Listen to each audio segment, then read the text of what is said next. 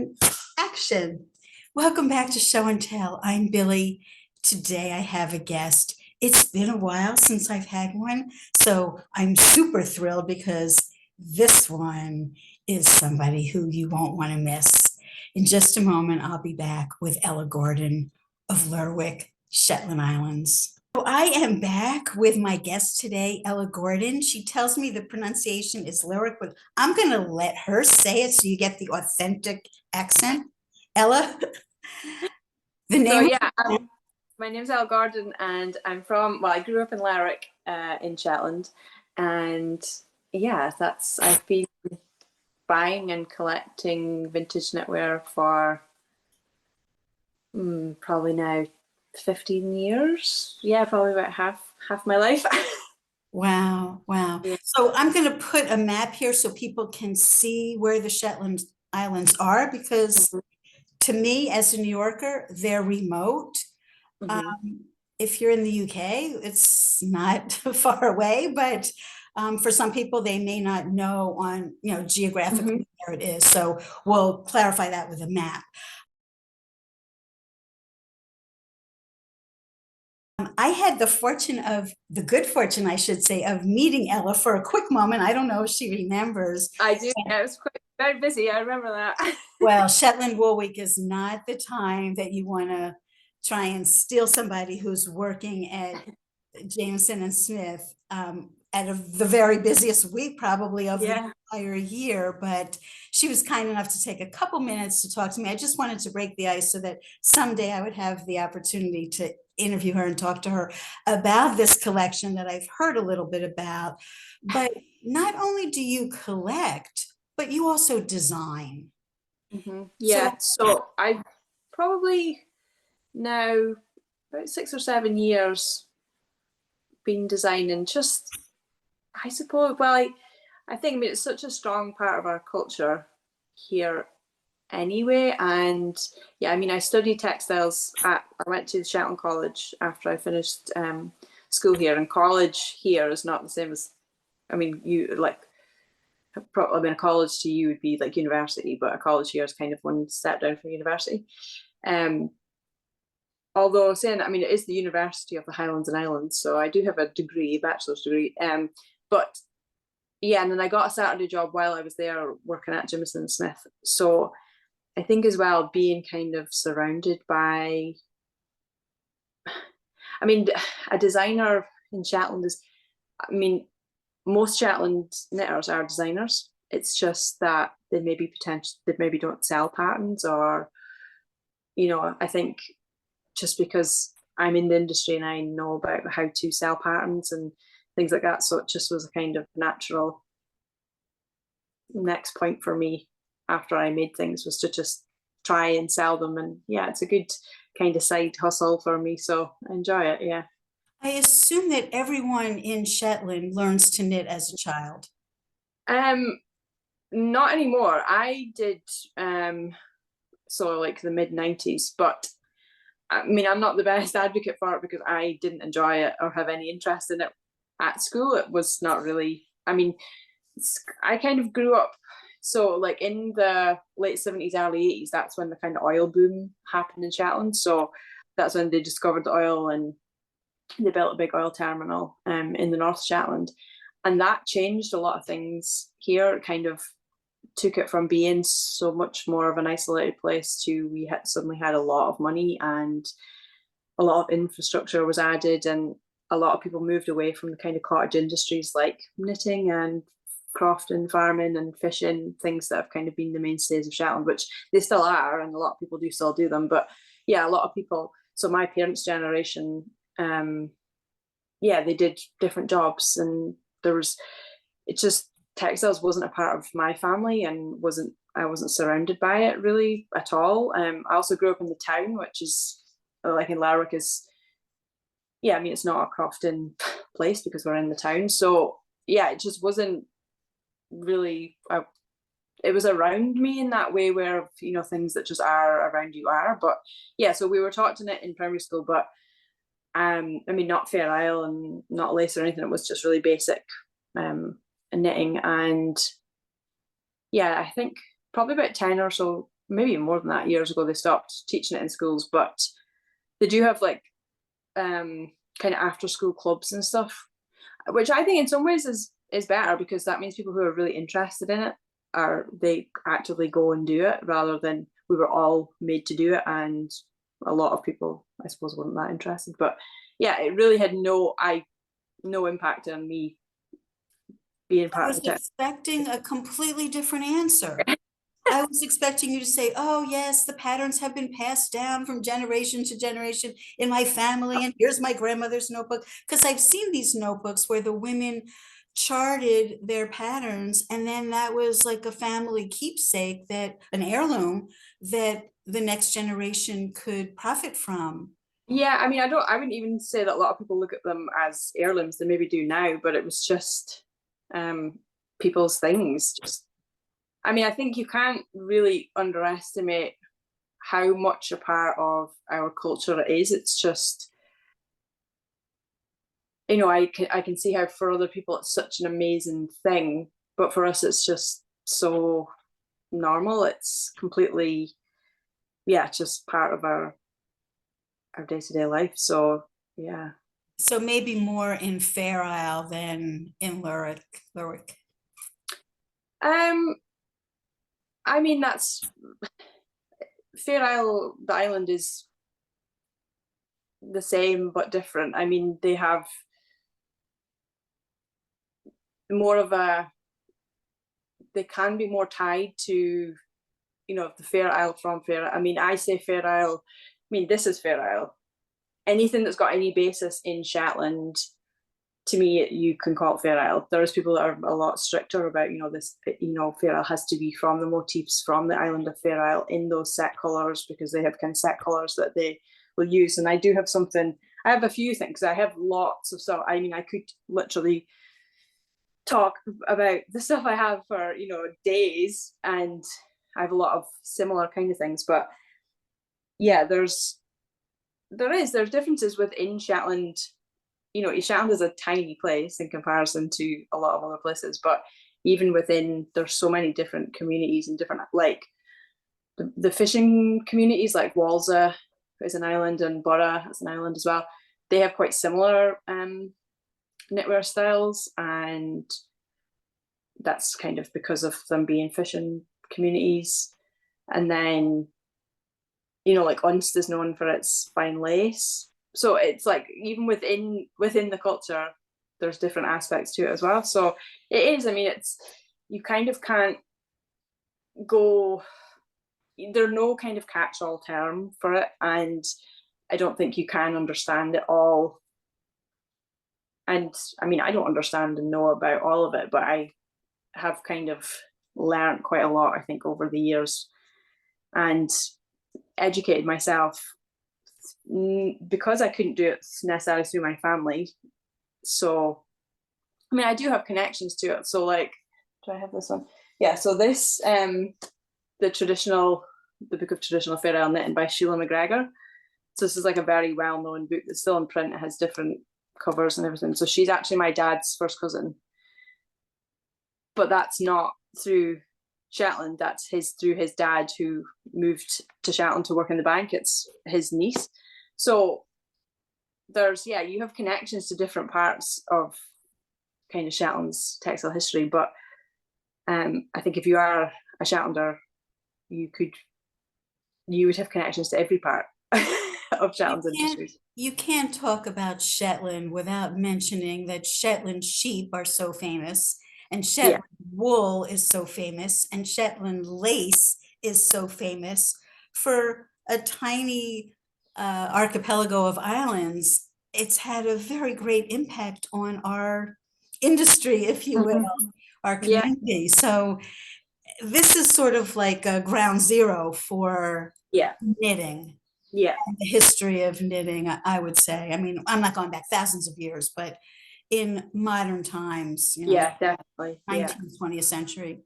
So yeah, before you start to show us your sweaters, I do want to ask you the question that I ask every guest who comes on my show, most of whom I have not been to the place where they live. I interviewed someone from Bremen. I've been to Germany, but not there. tell us something about your town that if we came there as a tourist, we might not find in a guidebook.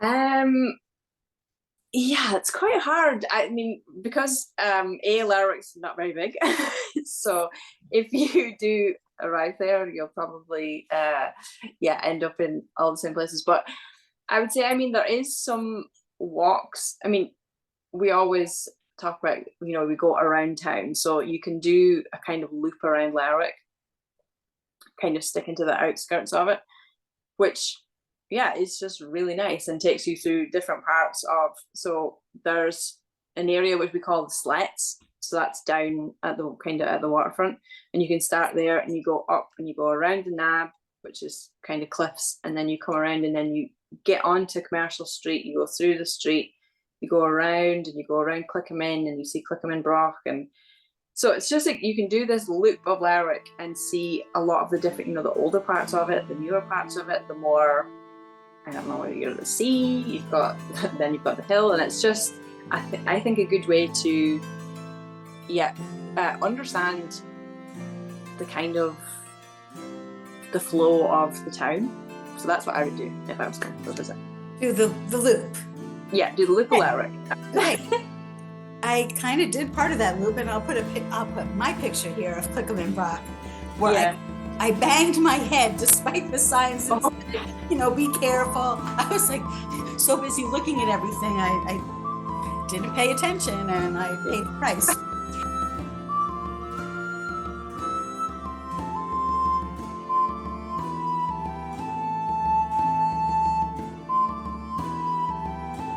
Okay, the sweaters. Are you going to show us things that you've collected or things that have been knit by people you know?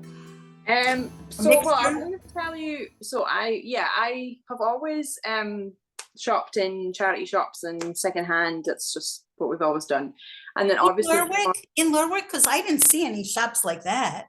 Yeah, the charity shops. Yeah. Mm-hmm. You want to share the names of any of them? Well, there's the Red Cross. There's Cancer Research, and then there's a couple of different ones. There's the 8th one outside of town, and there's one in Walsa, one in Yell. So yeah, there's quite a few different places you can pick stuff up. So, but the first two are on Commercial Street. Yeah. Okay. Yeah. If I come back, I'll be looking out for them because I know you've got some goodies. Yeah. So I know, and people think I think people think you go into them and there's just rails of Fair Isle, which there's not. I mean, I go every week, and I mean, it's a hobby for me. It's not something that I'm not doing it, to try and get everything, and I definitely don't buy everything I see, especially now I have quite a big collection. So really it's things that are very different that I don't even, and people say like, what, somebody asked me recently, like, what is things you're looking for? What are you looking for? And I mean, the good thing about Shetland and its kind of knitting is you actually don't know until you see it, because everything is so individual. And yeah, there's an industry and everything, but it's very much things people made. People made things for their family and for their, for their husbands and their sons. And it's kind of a love language almost, because people were making it for people that they loved and to sell as well. But so I just started,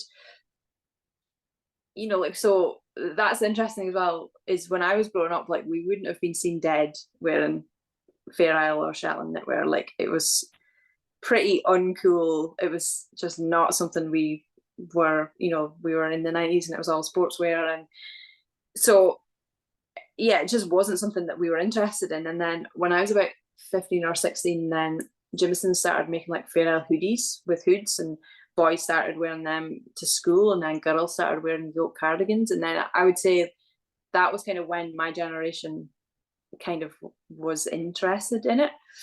And so I just started looking when I was in charity shops, and if I would see things then. And that, to me, I mean, that was the kind of golden age. That was when you were getting things. I still get good bargains every now and again, but then it is, you'd get, I had like a lace cardigan that I still wear that I remember I got for £1.50. Oh. And, you get things for £3 and £2, and yeah, that was, yeah, the good old days. It's not like that now, which in some ways is good because it shows that we appreciate it more because, you know, there is, yeah, I think you have to appreciate as well that you don't do, you don't really knit for the money. Like people don't knit for the money. It was kind of a side industry that kept a lot of people clothed and everything, but it, you know, there was a lot of abuse made, you know, people were kind of used and abused for their skills. So, you know, it's important that we kind of appreciate what previous generations went through, and it's not all, you know, women walking and knitting. I mean, they were walking and knitting because they had to walk and knit, because if they didn't, then they probably wouldn't eat. So, you know, it's like there is a kind of serious side to it, but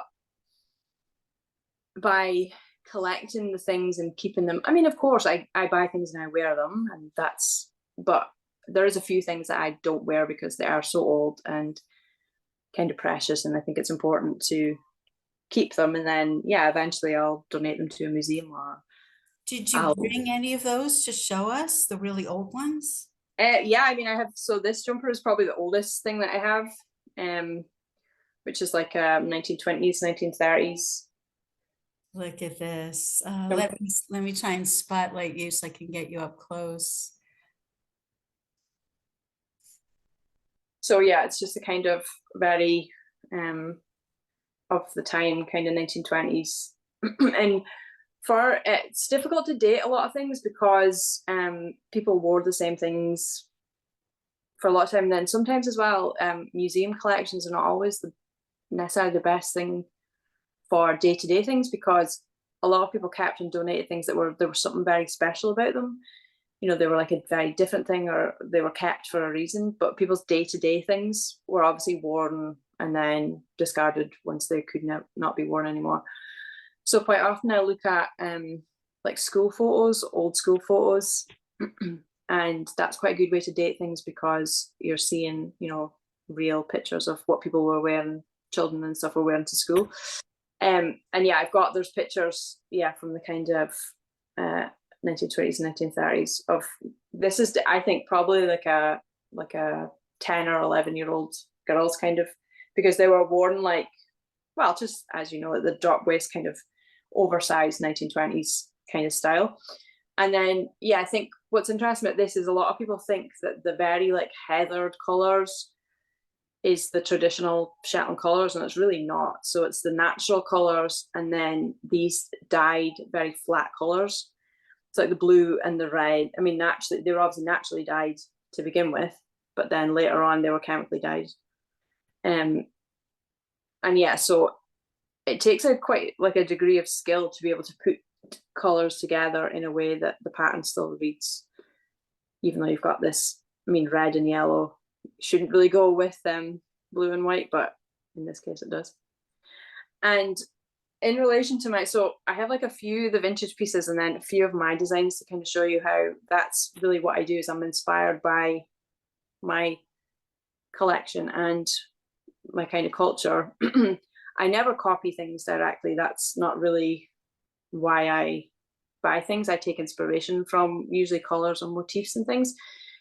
My opinion, it's not really the person who donated this thing to a charity shop, you know, they never asked for something to be copied, and then it's not really fair, I don't think, for me to make money off it. So I never copy things directly. So you mean my copy in my choice of colors of Jeannie Jarmson's sweater that's in the museum in Lerwick is like violation of her? No, totally fine, but it's just, in my opinion, I wouldn't do it for, but I mean, things that are in the museum collection, that's totally different. That's something that's been donated to be appreciated by people.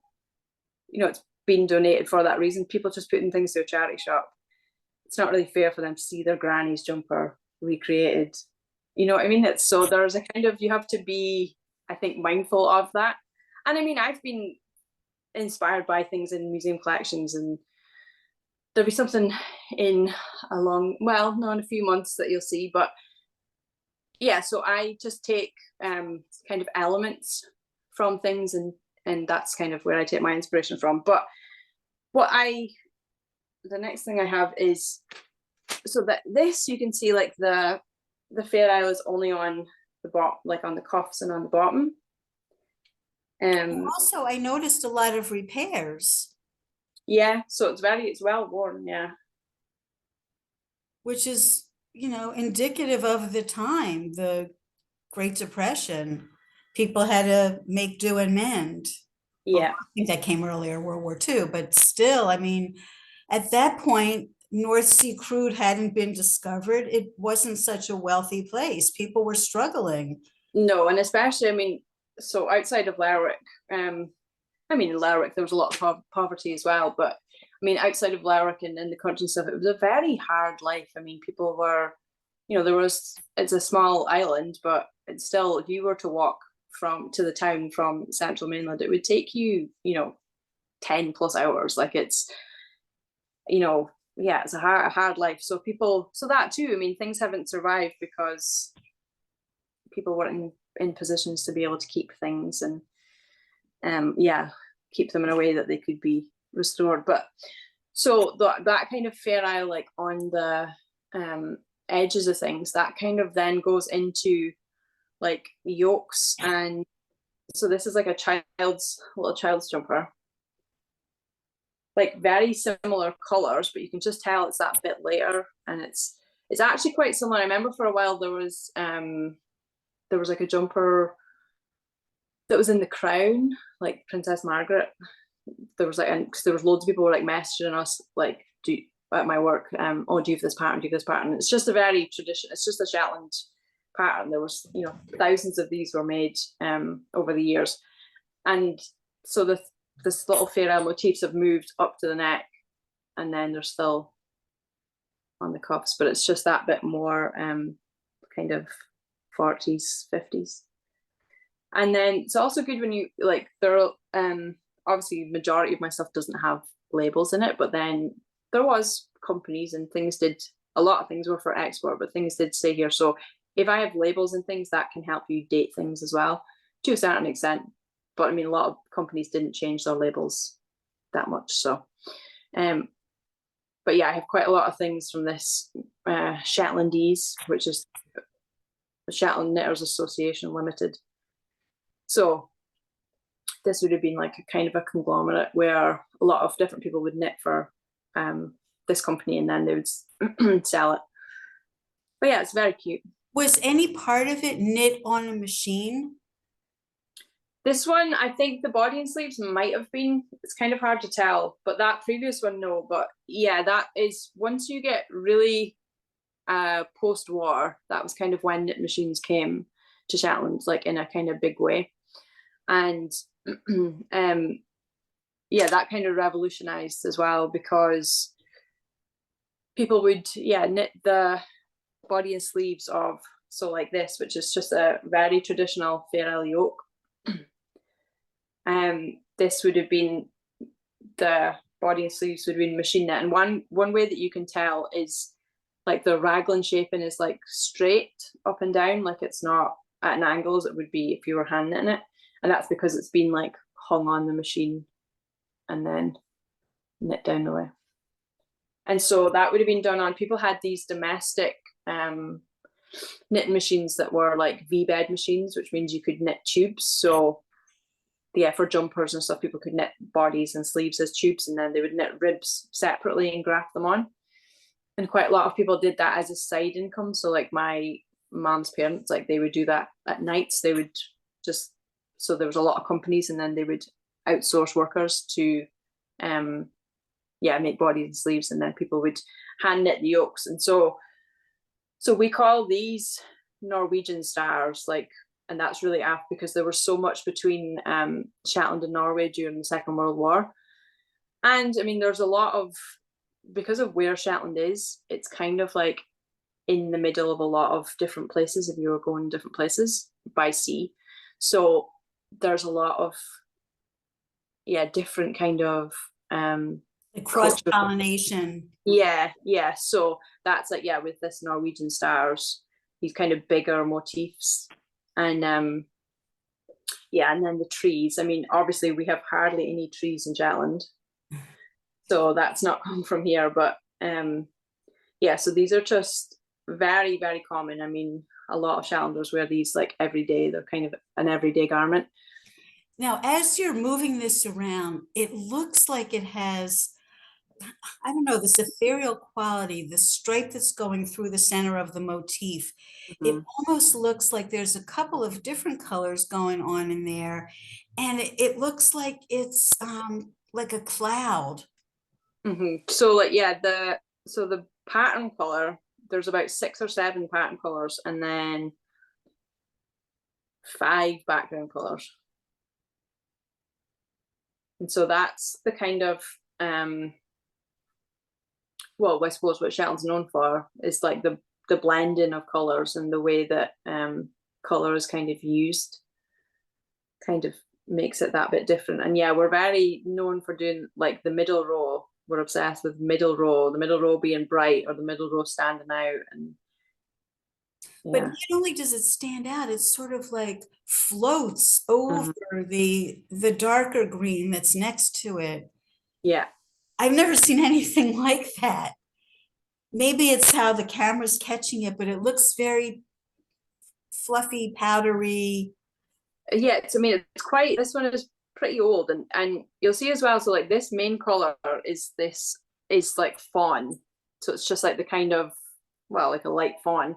That's the most, probably one of the most common colors that you'll see in Shetland knitting, because it's such a good base really for everything. Mm. Everything goes on it. It's light, so colors stand out on it. It's also not white. White can be a bit too stark. And yeah, it's just very much a So classic. what number of Jameson and Smith would a color like that be? That's 202, and that's the first color that they made in 1969 when they started. So prior to that, yeah, they would take in the wool and put it to Hunter's Aurora on the mainland, which is what people could do that themselves. But then they ended up, and that was to do with, again, like the cross pollination is, so the herring industry was very big in Shetland at that time, and so there would be workers that would come up from all different places. They would kind of work their way up, and a lot of Shetlanders went away to these different places and worked for the herring industry. A lot of women, and they would like gut and pack the herring when they came in, and so there are a lot of these women, and they would go away, and then they would write letters to Jameson Smith wanting yarn. So that was why they started the mail order business and why they started selling yarn themselves in the late 1960s. So yeah, that's definitely, yeah, Shade 202. So that's one of our best sellers of all time.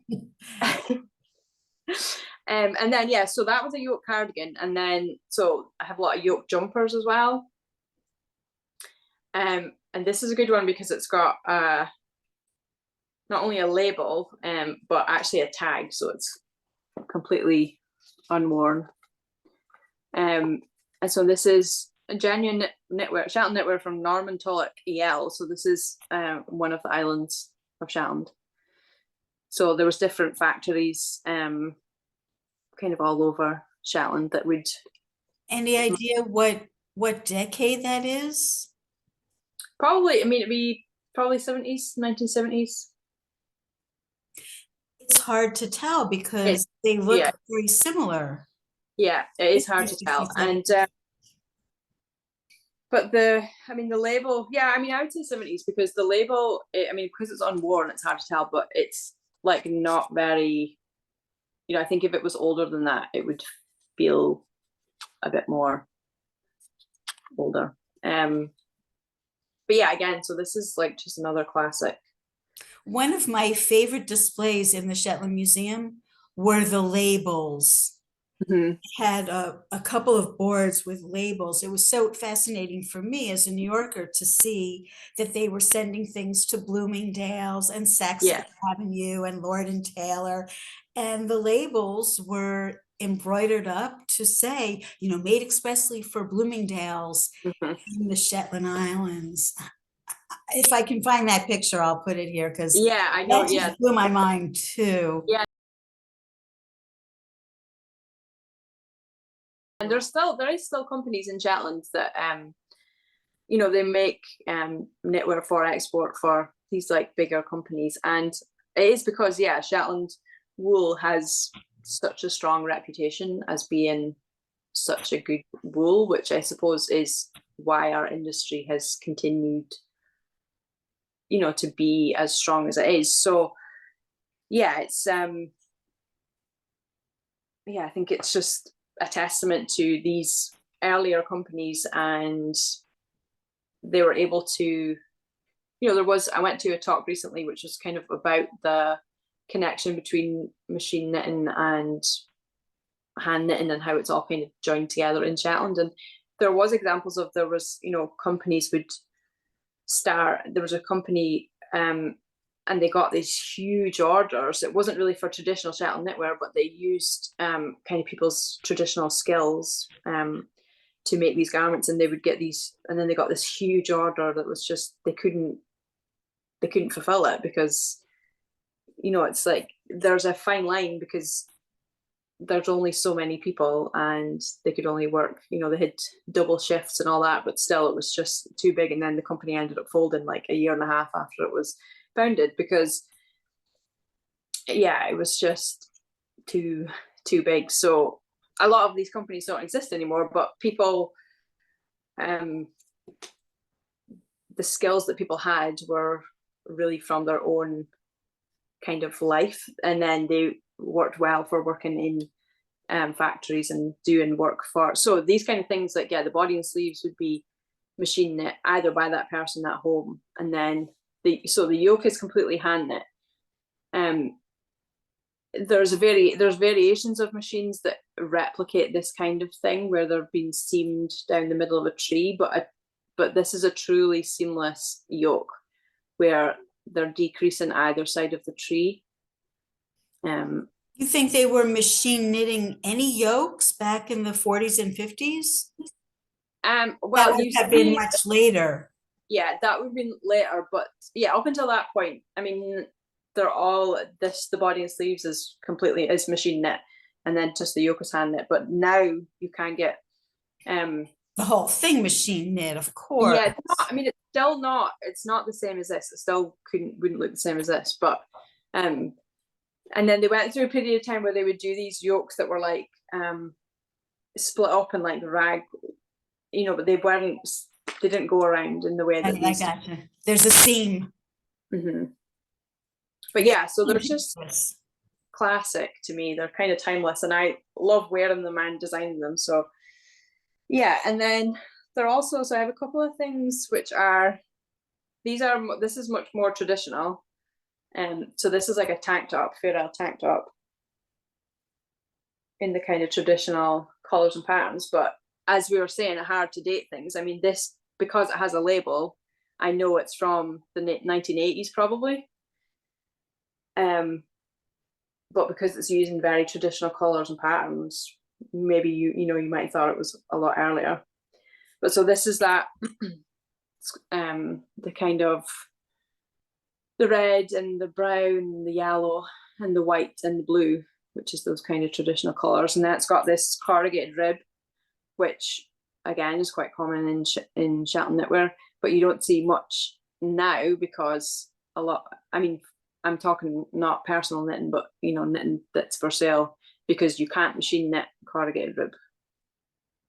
And also because it's a real pain in the what to do. I have done it. Oh. Yeah, I would do it in a hat, and I wouldn't do it on a garment. I just value my sanity too much. I did it around the neck, around the cuffs, and around the waistband of a sweater. It's work.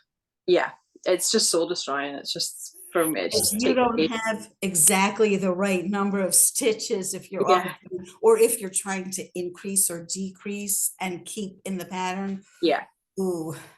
And it's not very stretchy either, so it's not great for around. I mean, it's okay for this, like a V-neck, it works fine, but right. but it looks so good. So it's worth. It does look so good, yeah. So it is a shame that it is so horrible to knit. But yeah, so this is those kind of traditional motifs, where Lozenges. yeah, or oxo patterns we call them as well, because it's like an O. XO. Oh yeah. And they all kind of fit in the same, they have the same stitch count, but they just have a slightly different pattern in each one, but the overall shape of it is the same. And then and that's another thing, is like traditionally in Fair Isle, I mean the island of Fair Isle, they don't really repeat patterns. Like the next one I have to show you is actually from Fair Isle. So it'll be kind of like a different motif as it goes up. And then these That's are how what this one is. Let me just show you, because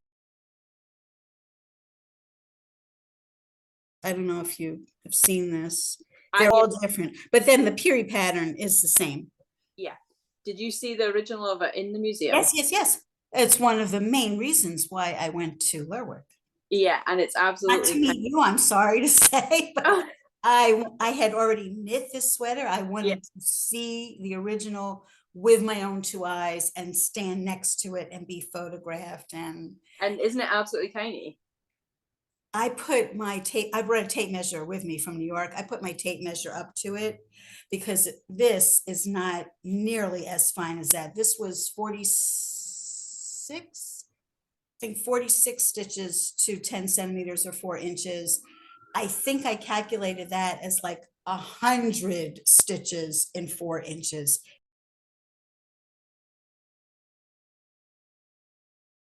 It's impossibly fine. Yeah.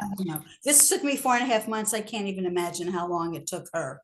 Yeah, I know. And then that one, if I remember correctly, she made it for, I think it was for a competition. That was like quite a big thing that people used to do, was they would knit and enter these kind of national knitting competitions, because it was kind of a good, I don't know, it was just like, I suppose it's like putting something on social media now. It's like that was kind of a way for people to validate their skills and be like, look, I've won these competitions. That's kind of how good a knitter I am. Well, they earn money. While I was there, I met, I wrote down her name. I met Elizabeth Angus. Okay. And her mother and her aunt had entered these competitions, and they won enough money to go traveling. Yeah. Yeah. So imagine that's just skills that they have just by virtue of where I mean, of course you have to put in the time, but a lot of these people, it's just, it was such a common thing. Everybody could knit, everybody could design and knit these things that, but yeah, I remember that because I modeled a few of the things in the Vintage Shetland book, and she did take photos of me in the original sample. It's not the photo she ended up using. If I seem to remember, it was quite late in the day by the time we took those photos. So it probably might have been too dark, but I remember thinking, like, when I was putting it on, like, am I even going to be able to get this on, because it was so small. And and because it was silk, I think, is it like a silk mix, so there's not much give to it. I think they also were using rayon. Yeah, so that was kind of, you would see as well, they had a really good exhibition in Walsa a couple of years ago, and I have a post. They had it up for 2 years. I think I have 2 posts about it on my blog, which you can find, which was just like kind of the history, I suppose, of different knitting in Walsa, and in the kind of 20s and 30s, which would be the same. I mean, like, obviously so many of us use Shetland wool because we live here, so it's easy to get, but I can imagine there would be, when man-made fibers came, and it was just something a bit different, and quite often they had things that were like, the background would be Shetland wool, and then they would use silk or rayon like as the pattern colors, and they just look so like bright and shiny because on the kind of base of the Shetland wool. So it's quite interesting. But yeah, so then I have this jumper, which is like an all over, we would call this an all over Fair Isle, and it's Fair Isle made in Fair Isle, so they have their kind of trademark label. And so this one you can see, it's easier to see because it's darker, but it's a different pattern the whole way up. And this one even, yeah, the piri patterns Those alternate also. Those are all are different different. too. Yeah. Wow. And then this one has this quite interesting, which you do see, I don't have examples of it here, but this kind of diamonds. So quite often it's used as like a way to shade between colors. So this one's has only got one, it's got this diamonds and then it goes into this one, but quite often you'll have like 3 or 4 diamonds, and that just creates this like gentle bridge into the next part instead of these. And but then of course other times more appropriate is these kind of just straight lines. But yeah, then other times they want to kind of gently soften it in. How do you think people were designing these? Were they using craft paper? I don't know. I mean, I don't think it would matter how many times I knit something. I always need a chart next to me. But I've Sandra that I work with at JNS. I mean, I've seen her, she can knit without charts. So there is people who I think can just do it out of their head. Or I've seen people had notebooks that was just like the basic shape, the basics of what to cast on, how long to do it for. And then with a lot of the graph books or the pattern books, I mean, like Shetlanders, like a lot of us use these books and they're just, it's all dotted out. And then people have notes of how wide a repeat is. And then, yeah, and that's what makes designing Fair Isle very difficult as well, because,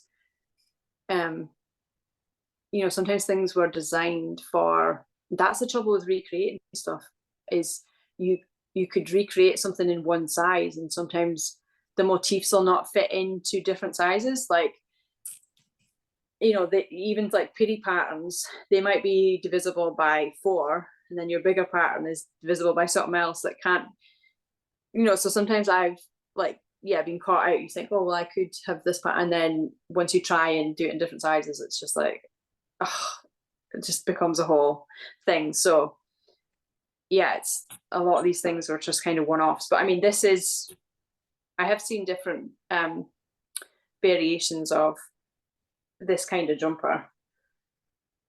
But yeah, I love this one. I wear it quite a lot. The treatment around the armhole is very interesting because the pattern looks like it curves around.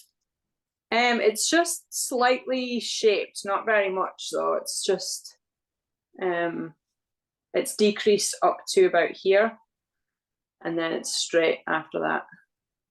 But I'm talking about the sleeve itself, like that last little piri pattern before it gets to the shoulder. The like little white leaves or something, the very last band before the shoulder seam. It kind of curves down to fill in the underarm.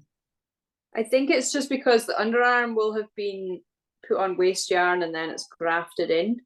So it doesn't really have a seam, it just kind of comes into it. But I don't think it's been, or it might have been increased in this plain bit, a couple of stitches to fit in. I think there's a lot of fudging that goes on.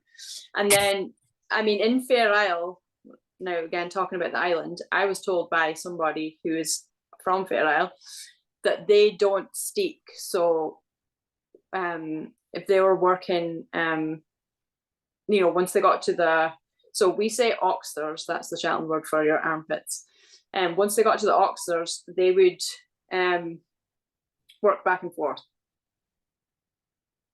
So we work as much as we can in the round, and if you need to do an armhole or whatever, you would cast on these extra stitches and cut them up the middle, which we call a steek. I think that's kind of not really what Shetlanders would have called it. It's kind of been a name being given to the technique. But so in kind of mainland Shetland, but different places. So in Walsa, quite a lot of the time they break the yarn at both ends. So they're only ever working from the front. So they're only ever knitting, because purling Fair Isle is horrible. That's what we are trying to avoid at all costs. And basically that's it's kind of born out of people making things to sell, so it's a lot quicker to knit rather than purl. Because you can see the pattern. Once you're on the back, it's hard to really see what your pattern is because you have all those strands in your way. Yeah. Then also, I mean, there's different views about color dominance, but you know, if you're always working from the front, you're always holding the yarns in the same way, so there's no kind of changing of what you're holding as the background and the foreground. So yeah, on kind of mainland Shetland, that's what a lot of people do. I mean, of course, there's differences, but that's a general term. We would do the steeking, and in Fair Isle, yeah, they would knitting around when they could, and then work back and forth when they couldn't.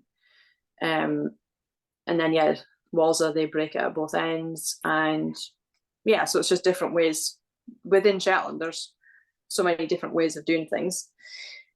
And then I've one last example of what we call again an all over, but it's not in bands, it's more these a kind of all over pattern.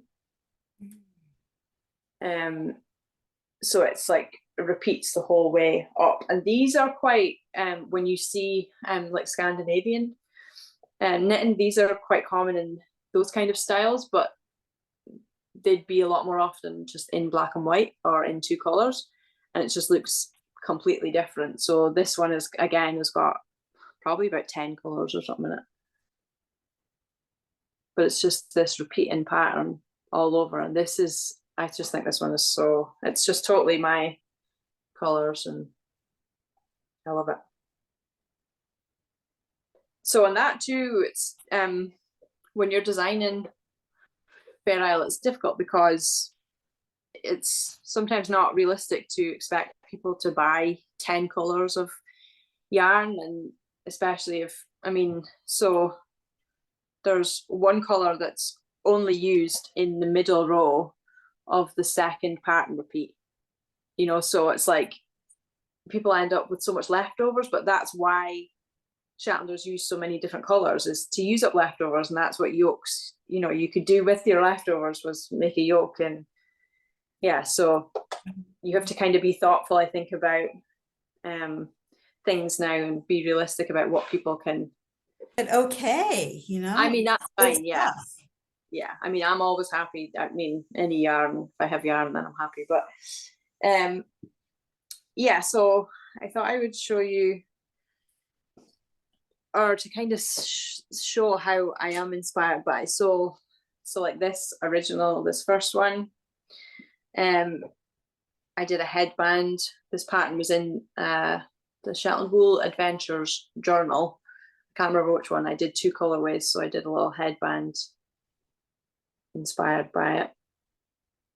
Lovely. And yeah, just taking those motifs and using it in a different way. And then this little children's one, when I did, this was my little Croftus yoke.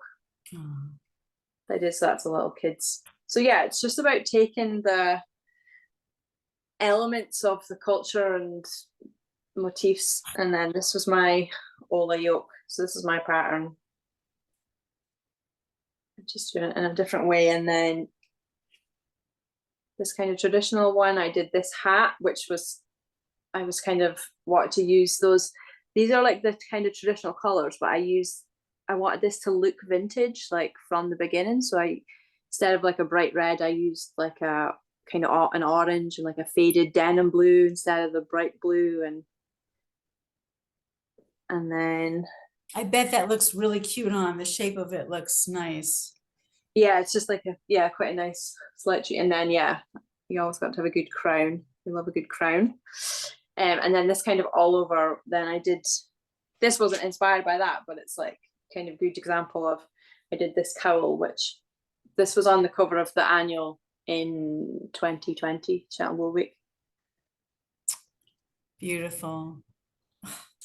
So yeah, that's, oh, do I have it? It's so much work. I mean, I really appreciate having done it, how much work it is. I mean, not that, but other. That's great. So while you're mentioning your own work, tell people where they can find your blog and how they can find you elsewhere.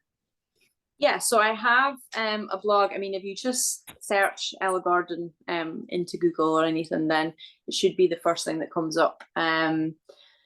So yeah, I need to get better about blogging again. It's just kind of life gets in the way. But yeah, I post on there, and then I post on so on Instagram, just Ella Gordon Designs, and I have patterns for sale on Ravelry and Payhip and Lovecrafts. I think that's the three. So yeah, you can get any and yeah, I'm always open to questions, and yeah, eventually I would like to document properly my whole collection someday and do something with it, but I just keep adding to it all the time. How many sweaters are in your collection presently? Oh, I don't know. It's difficult as well because I wear it as well, and I think and I I wear a lot of things, so I'm like, well, I'm just buying it to add to my wardrobe slash for my collection. Like I like enable myself both ways. So I mean, I probably have over 100, or I don't know, in all different kinds. And but I go through phases, and then I'll get rid of a lot of stuff. I'll donate a lot and sell stuff. Yeah, I want it to be kind of, I'd love to have an example of kind of every kind of different parts of Shetland's kind of history. So yeah, that's what I'm always doing. And I'm lucky because people know that I do collect things. People give me things and or show me things, and yeah, so I love it. I'm very passionate about it because I think it's very important to see the value in it and to not take it for granted, and being from a generation where it maybe wasn't so much part of our education growing up, that yeah, and then because it's such a it was women, of course there's men in the textile industry and everything, but really this is like kind of women have kept Shetland going and alive for so long, and even still there's such a strong kind of female aspect, because I sometimes I think about that, like how hard it must be for people working in like very male dominated spaces and everything, and the Shetland textile industry is so female dominated. And yeah, I think we just have to appreciate it and listen to people's stories, and yeah, tell them if we can, if we know them, then to tell them. So Well, thank you so much for sharing all of your knowledge with us today.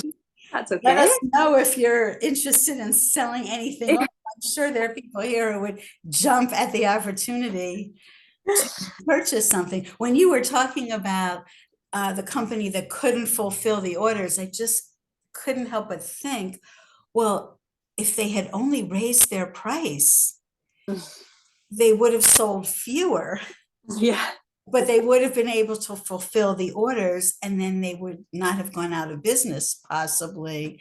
There's a delicate balance between pricing yourself out of the market, but we see it all the time today. Sometimes luxury goods, the materials are no better than something that's not luxury, and yet the price is 10 times higher. So yeah. that's a pity. It's sad to hear.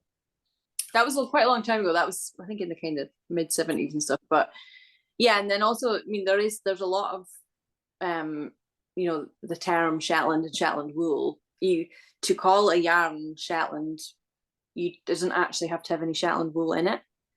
So that's something that's been kind of used and abused over the years. And there's yarns that are Shetland in name only, and so it's important too, I think, to tell the story of Shetland's industry and Shetland garments that come from the place and use the yarn, and this is kind of why it's used, and so that people kind of, I mean, you can make any of these things in any wool. That's not the problem. It's just that if you're going to call it Shetland and yeah, it's just important to know where about the place and where it's coming from. So I'm always happy to toot Shetland's horn if I can. Well, you're a great spokeswoman for Thank you. them. Sorry, And I feel like I've just like ranted for an hour, but people, no, I mean, this is what people want to know. And of course, anyone who's interested in going to Shetland Wool Week, what are the dates this year? I can't remember off the top of my head, but I think it's pretty much the last week of September. It's usually around that. I'm pretty sure this year it is ending right at the beginning of October. Yeah, so that's a huge event. And I started working at Jimson Smith at the second one. So I've seen it kind of from the beginning to what it is now. And it is just amazing how many, I mean, we're kind of in the middle of the big tourist season at the moment in the summer in Shetland. And we see just so many visitors. It's amazing. You know, I think when you grow up somewhere and you're from there, it's kind of hard to, you know, I can appreciate it, but I'm amazed how many people come to Shetland. Right, it's not easy to get. No, it's not. It's very much not easy, and we're not set up really for it. But yeah, people do come and are so excited to see everything about Shetland and its kind of textiles. So it's really good. Well, I have to make a plug because I am planning to go back to Scotland. I'm not planning to attend Shetland Wool Week this year, but I am going to arrange a tour of Edinburgh and Glasgow in the week that leads into Shetland Wool Week. So I think my date is September 16th or 17th. So a week from that is about when Shetland Wool Week begins. So if anyone is interested in hopping onto my tour, I will make sure that you get to either the airport or the ferry to get yourself to Lerwick. And I can tell you more about my experience. But anyway, Ella, I just can't thank you enough. I know it took a while for us to connect because you're a busy gal, designing and collecting and charity shopping and working at J&S, which, by the way, where we stayed was just a few doors down. Oh yeah, were you at the Shetland Hotel? No, we were North Road. Oh yeah. I mean, we were in one of those houses, so you know, I could just roll right over to J&S. Yeah. Which was kind of special. I mean, the whole experience was special. I think it's something really exotic and interesting to do, especially if you've traveled a lot. This is a little bit out of the way. You know, there's one other thing I wanted to ask you about the climate.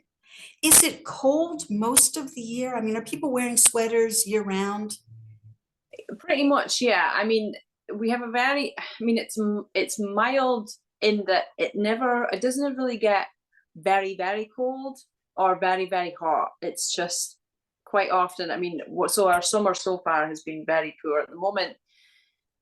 Well, I mean, I'm talking in degrees centigrade, but we're kind of at the moment, 11 or 12 degrees centigrade, whereas a lot of the UK is like mid 20s to, they're saying it's going to be 30s, like this weekend. So it can be, we had surprisingly a lot, well, the same as everywhere. I mean, the world is just imploding climate change wise. So we had a lot of snow earlier in the year, which is quite unusual. We don't usually get a lot of snow because we are so near the sea. Obviously, at all points of Shetland, if you're very near the sea, it usually doesn't get cold enough for snow.